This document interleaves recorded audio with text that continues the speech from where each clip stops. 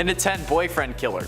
After his research on the Speed Force while at residency in the Flash Museum had gained some traction, Eobard fell in love with a reporter named Rose who had been hired by Central City Science Today to interview him. However, he learned that she was engaged. So his future self interfered with the timeline, killing Rose's fiance in an attempt to get her to love him, but it didn't work.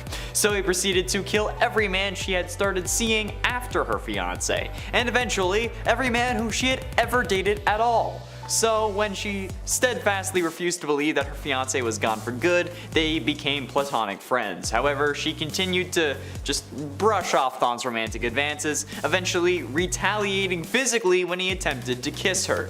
In anger, his future self traumatized the reporter as a child, rendering her mute and causing her to be institutionalized for the rest of her life. Although, if she was still friends with Eobard while knowing full well that he was just in love with her, she only had him around for attention at that point. Any good person wouldn't be friends with someone who was in love with them if they didn't feel the same. Just saying. I'm causing a few of you to rethink your relationships, huh? In at 9, ripped a letter. This doesn't sound like a lot, but trust me. Not even Batman was safe from this devil. During the events of the Flashpoint comic arc, Barry brought back to Batman a letter from his father, who is alive in the Flashpoint timeline as Batman. It's the only contact that Batman has had with his parents ever since they died, so it would be a shame if something were to happen to it. Oh wait, that's right, Thawne decides to rip it to shreds so that it couldn't even be reassembled. It also didn't help that Thomas was the reason that Thawne was killed in that timeline, so yeah, this was certainly a way to get back at Thomas, even though he was dead in this timeline, which was probably the best way to get revenge. But like, this was still super unnecessary, but I guess it was worth it in the end for Eobard, but it would have messed up Batman real bad. And at 8, Flashpoint. Speaking of Flashpoint, let's talk about the fact that Thawne is in essence the reason that Flashpoint is a thing. I mean, if Thawne had never killed Barry's mother, Barry would never have had to go back to save her, resulting in the Flashpoint timeline. Depending on what version of time travel, or I guess what theory of time travel you believe. Either there was an original timeline where Barry's mother didn't die but he still became the Flash, or the killing of Barry's mother always takes place, resulting in a chicken and the egg scenario where Thawne had to create the Flash to then create himself to then go back and create themselves. Either way, without Thawne, there would be no Flashpoint. His mere existence is what causes Flashpoint to be made, even if Barry is the one who ends up changing the past to save his mother. So I'm gonna count this as something that Thawne did. And at 7, creates the Flash. Aside from the whole killing Barry's mom thing, turning Barry into the Flash, Thawne in season 1 of the Flash TV show did a whole other thing.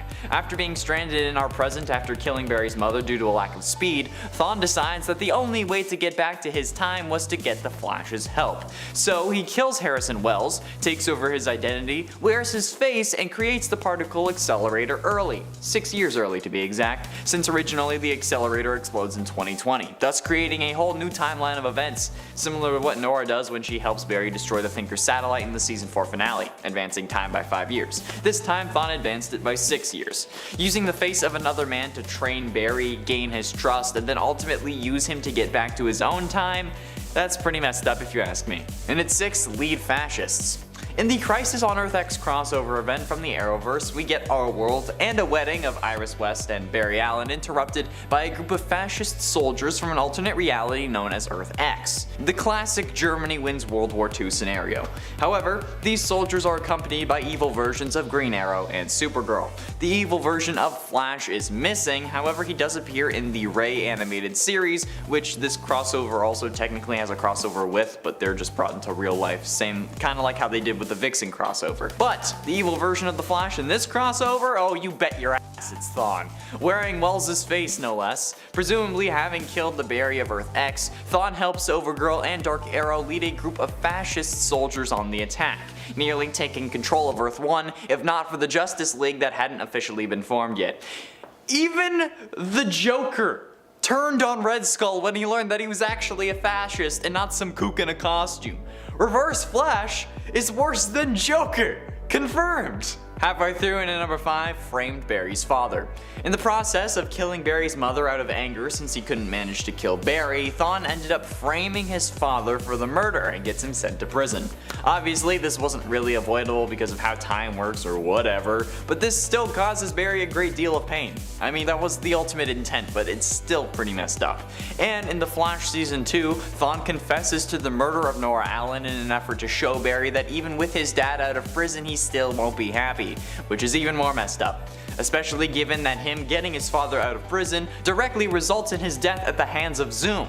And then Barry meets his father's doppelganger from Earth 3 known as Jay Garrick. And then another version of his father named Barry Allen from Earth 90 in the Elseworlds crossover. Meeting Jay also sends Barry spiraling into a depression that causes him to create the Flashpoint timeline in the Arrowverse as well, which was already an earlier point, so I think that this definitely earns a spot on the list. In at 4, killed his family. Eobard Thawne was born in 2451. His parents genetically engineered him to be highly intelligent and to have a particular appearance. However, as he grew up, they became concerned about his lack of social skills and tendency to daydream, which was frowned upon in their very regimented society.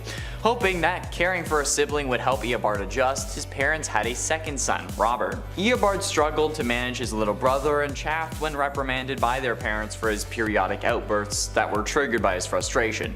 But later down the line, he applied to the Flash Museum to study the Speed Force, but it was rejected, so he started researching it illegally. But then he was caught by Robert, who was an officer in the Science Police. This caused Eobard a great deal of pain, which is understandable given that your brother sent you to prison, so much in fact that a future version of Eobard traveled into the past and prevented Robert from ever being born, which caused him to get the job at the Flash Museum. His knowledge of the Speed Force also caused his peers to nickname him Professor Zoom, but eventually his parents grew concerned and instigated the closure of the Flash Museum.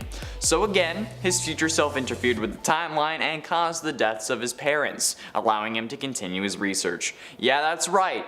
In post-Infinite Crisis, Eobard Thawne killed his family. Getting close to the end, and at number 3, the Spear of Destiny.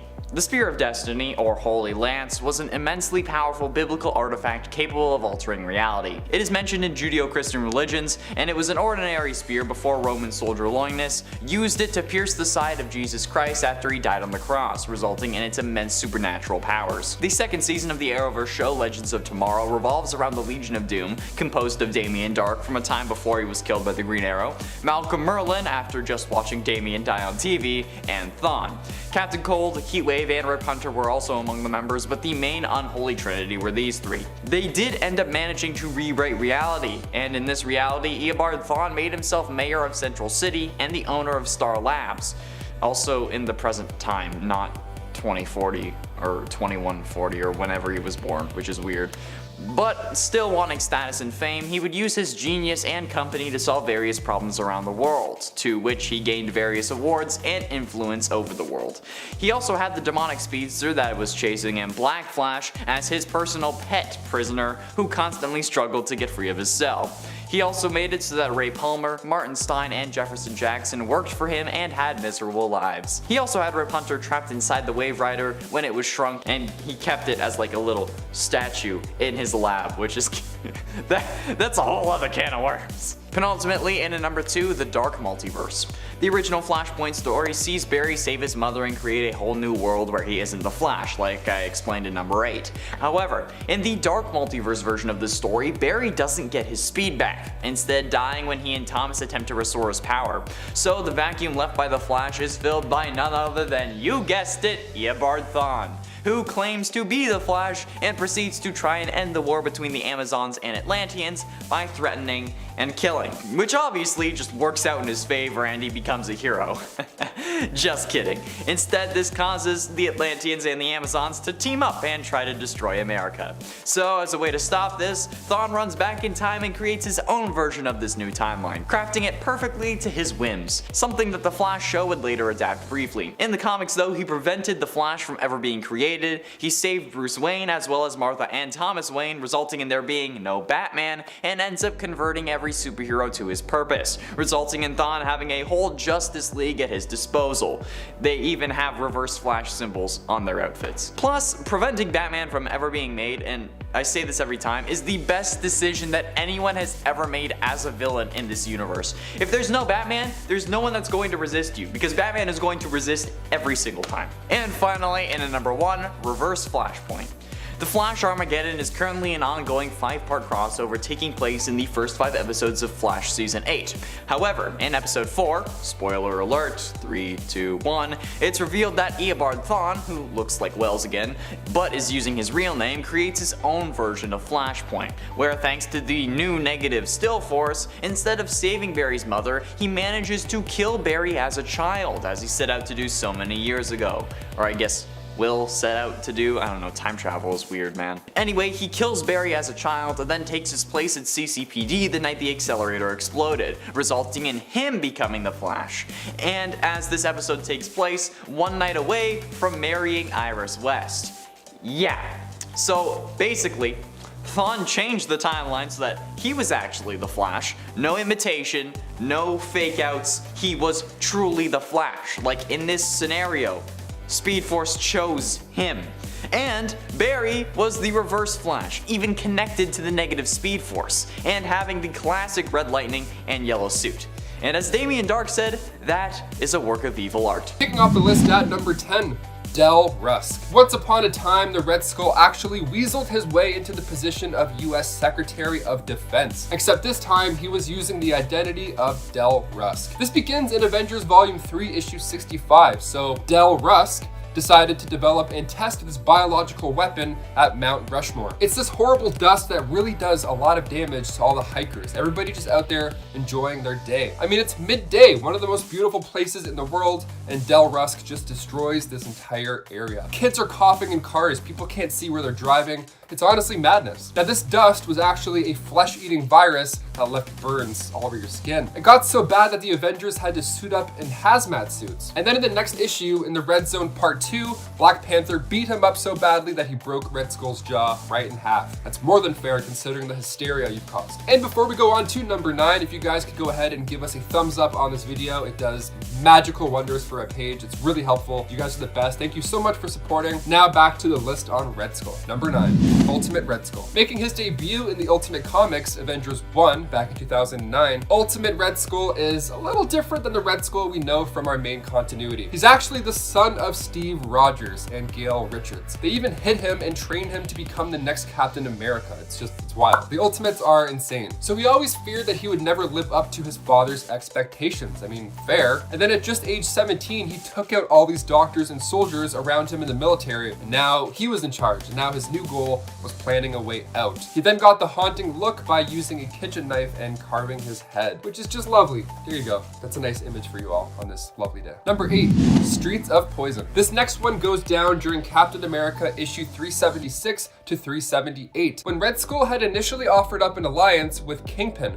But why? Well, because there was this narcotic that the Red Skull was trying to bring into New York, but Wilson Fisk refused to work with somebody like the Red Skull. So now we got two villains not cooperating with each other, so next comes a full-on drug war. Now, luckily, Kingpin took down Red Skull. I mean, when it comes to hand-to-hand combat, even Spider-Man struggles with Kingpin, so of course he's doomed. Big fists, like Donkey Kong. So he went down, and Kingpin actually spared his life on the condition that he just stays away from his territory. What are you, Walter White? Don't bring that stuff in here. Get out of here. I'm the one who knocks you out. Bam, Kingpin. Number 7, Mother Superior. After the Red Skull's revival, he figured he needed to start a family. Well, rather, he just figured he needed an heir to his evil throne after he retires. So he fathered a daughter on Exile Island to a washerwoman. Sadly, she didn't make it after the birth, but Johan raised this young daughter in this mansion called the Skull House. Clever name, I get it. Skull, Red Skull, nice. But because this is the Red Skull, it wasn't an ordinary life at all. See, through advanced biological means, he made it so she would become an adult in a very short period of time. And of course, if that wasn't already hectic enough, he set her up with some superpowers. That daughter being appropriately named Sin, short for Cynthia Schmidt. But she went on to become Mother Superior, the leader of a group called the Sisters of Sin, where other orphan girls would come along and go through the same process. You've just made a new villain. Way to go. Number 6,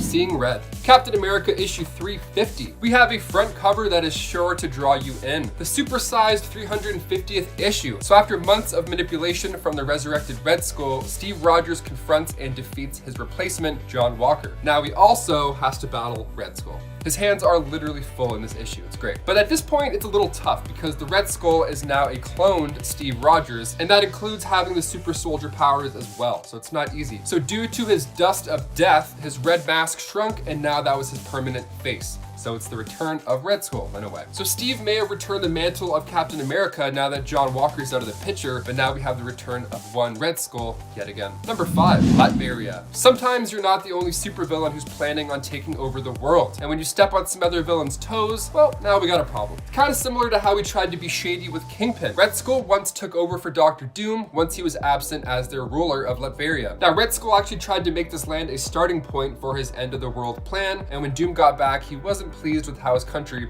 has been led. So much so that he actually used a shrink ray on Red Skull. You can see all this go down in issue 12 of Supervillain Team Up. It's quite fun. Nice short read too. Number 4, steal Xavier's brain. Yeah, you heard me correctly. Okay, so when the cloned Red Skull wakes up in modern day, he's still got the urge, of course, to take over the world and turn the population towards mutants. He went under and the world was crazy, and then he came back up and he's like, well, I'm gonna still be crazy. And this guy loves experiments. He's super into the idea of becoming Steve Rogers, and he loves moving consciousness around into computers. And it turns out he also has a thing for stealing brains. Gross. And what other brain to steal other than the best one on the planet, the one belonging to Charles Xavier. This all goes down after the events of Avengers vs. X-Men in Uncanny Avengers issue 1. So Red Skull takes Xavier's brain to help him accomplish this task, this evil master plan. So now he's got telepathic abilities, and he uses this to force humans to attack mutants all around the world. Luckily, that part of Xavier's brain was removed, taking away his telepathic powers, because, you know, we don't want any of that. Red Skull's already bad enough. We don't want to give him that kind of brain. Number 3,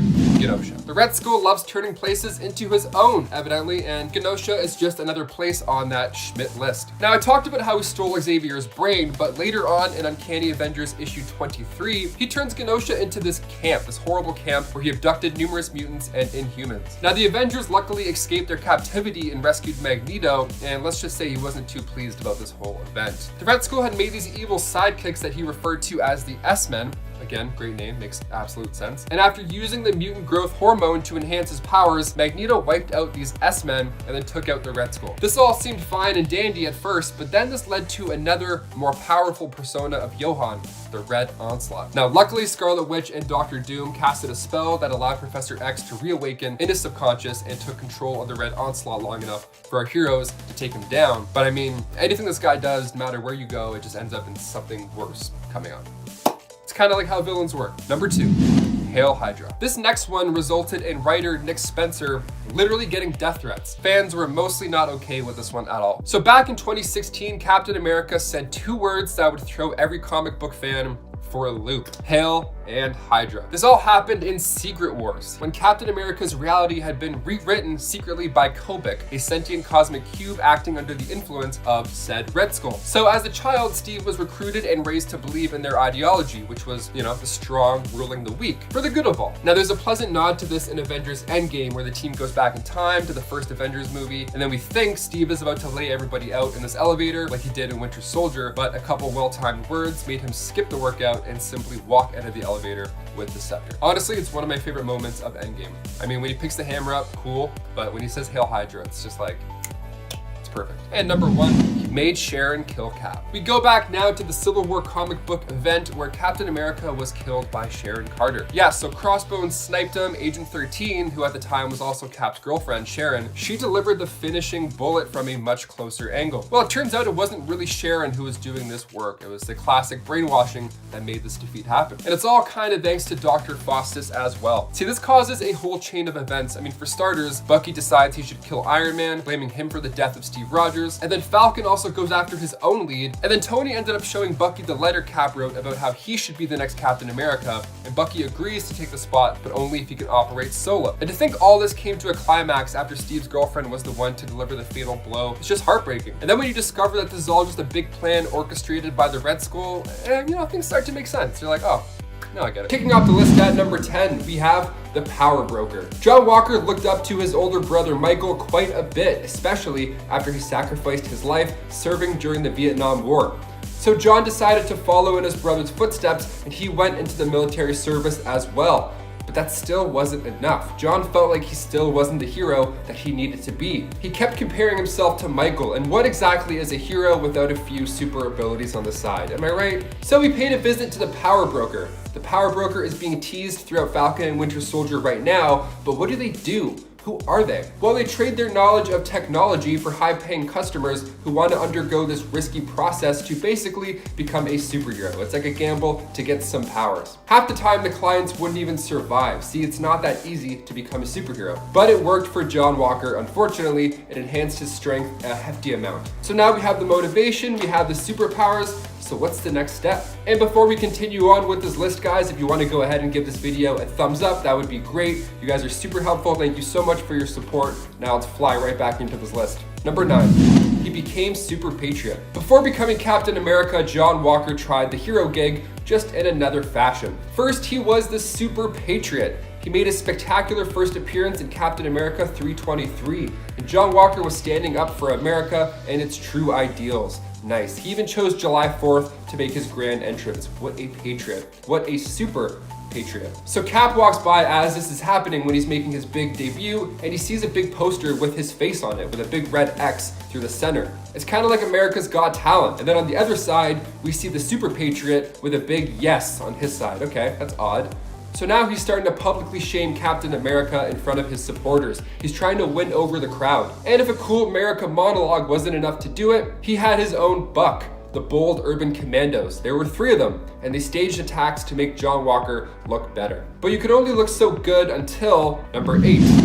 Fought Captain America. So where John and his 3 bold urban commandos staged another attack, Captain America arrived to save the day. And then readers get treated to a star-spangled battle. And John puts up a pretty good fight as well. He can actually go toe-to-toe with Captain America. Thanks, Power Broker.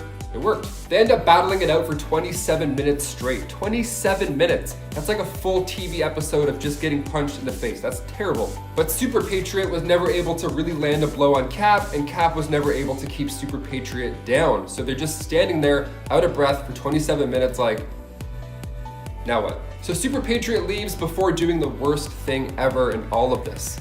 He calls Steve a loser, and then he runs away. Number 7, no rules. Captain America 332, the villain Warhead drops in via parachute with a message. Make war some more. Signed, Warhead. You know, in case we confused him with somebody else falling from the skies. He set up a table on top of the Washington Monument, and then he pulled out a nuclear device. So it's not looking like a good situation at all. Perfect time for a hero like Super Patriot. Yeah, he came in and used his powers and saved the day, proving that he can indeed be worthy of the hero life. Well, he tried to, but it didn't go as well as he planned. He climbed up the side, up to Warhead and his well-balanced table, and then he started hucking throwing stars at him at first. He hit him in the face a couple times. And then when that didn't work and he was close enough, he just grabbed the table and threw it into a diving board of doom and just hucked this guy right off into the skies. And he did not survive the fall at all. I mean, you could have handled this in literally any other way. You have superpowers. Come on, use your head. Number 6, became Captain America. One of the biggest game changers in the MCU was when John Walker came out at the end of the episode, winked at the camera, and then showed us his brand new Captain America suit in the meantime. This happened, of course, in the comics as well, when Steve Rogers had to abandon his identity due to the Red Skull's manipulation of the Commission on Superhuman Activities. So now somebody has to suit up, somebody has to take his spot. The government needed a new figure. So in issue 333 of Captain America, it was titled The Replacement. The government's weighing their options on who should be the next to lead the nation, so they go with the guy who just launched a dude off of a building. Awesome, John Walker just got the promotion of a lifetime. And now we're all screwed. Number 5, Buck upgrade. So now he's got a brand new suit, he's got the best frisbee of all time, but what else does John Walker need? Well, how about some backup for starters? He brings back the bold urban commandos who I mentioned earlier. The Buckies, as they're referred to, wore Captain America masks, boots, pants, but they were topless for some reason. don't know, maybe they were into wrestling growing up. John's right-hand man, Lamar Hoskins, has been by John's side since the military, so he was obviously asked to be the main sidekick, who we also got to meet in Falcon and the Winter Soldier. And he stood tall on the front cover of Captain America issue 334, and now he goes by the name Battlestar. The other two guys also got a cool upgrade. Now they're referred to as left and right winger. They were cool until they revealed John's identity to the public, and then they were kind of not cool. Left winger and right winger tried to use John's old Super Patriot tech against him, but they were eventually beaten down and arrested. So now with his identity out and about, it was only time for John to take on another super alias. This time, number 4, becoming US agent. He's back again. One of his more stylish looks, if you ask me, but John Walker returns, this time with a blacked out Captain America suit, and the shield is also less spangly. He comes back and he's put to the test. He's forced to battle an Ironmonger, and when he goes to take it down alone, the shield actually seems to work out pretty well for him. Because in the comics, it was actually Taskmaster who trained him how to use that shield in the first place. And judging by the trailers for Black Widow, because we still have to watch those until it's released, it looks like Taskmaster can throw a frisbee quite well. Number 3, he joined the Avengers. In West Coast Avengers issue 45, when Hawkeye sets up a team, well, on the West Coast, the government wanted an official in there to make sure all was going well. So funny enough, at this time in the comics, Vision was also trying to get government clearance again, so they sent in US agent. This led to John rescuing his former partner, Battlestar, from the power broker, so now this guy has his buddy back, and he's part of the Avengers. That's a pretty risky spot to put John Walker. I hope we never see him join the Avengers on the big screen, but seeing White Vision in the mix now kind of makes me nervous. Maybe the West Coast Avengers will happen, maybe, just maybe. Number 2, he joined the Force Works. After the West Coast Avengers fell apart, because naturally that's what happens when John Walker is part of the team, the costume and the shield were tossed to the side. So Tony Stark put together an all-new team known as Force Works. Scarlet Witch talked John Walker into joining the team because she honestly believed that John was the backbone to the entire squad. She kind of liked how he would run things. So he planned on running the team on tight military lines and the values of strength and dedication. So John joined the team and he wore a fancy new suit with an upgraded shield. This time it was an energy shield. John remained a member and went against the Kree, the Scatter, and the Mandarin. He was doing an alright job until he reverted back to his old ways. One mission had Force Works team up with the Avengers, and that wasn't a pleasant reunion. John Walker went into conflict with War Machine and Hawkeye, so he had to quit the Force Works as well. God, you can't put this guy anywhere. And last but not least, number 1, he took the serum. In the emotional ending of episode 4 of Falcon and the Winter Soldier, we find out what John Walker did to the remaining vial of the super soldier serum. He took it. Yeah. Zemo broke most of them except for one. John talked it over with Lamar Hoskins about if he would take the serum if presented the opportunity. So when Walker he does in fact take it, and it's shown to us in a pretty brutal way. While looking for Lamar, Walker reunited with Sam, and then they were all ambushed by the Flag Smashers, Nico and Dovik included. Now, Nico held back Walker for a moment, just long enough that Carly Morgenthau would attack Walker. Now, luckily, Lamar got in the way, and then that's when Carly accidentally delivered a fatal blow to Lamar. And this caused John Walker to lash out, and it's pretty bad. He can't control himself at this point. The serum has made him powerful and even more insane. And when he's attacking Nico in the heat of the moment, he goes a little bit too far. Poor Nico. This was the same episode where he told Carly that he was actually a Captain America fan growing up. So, double oof.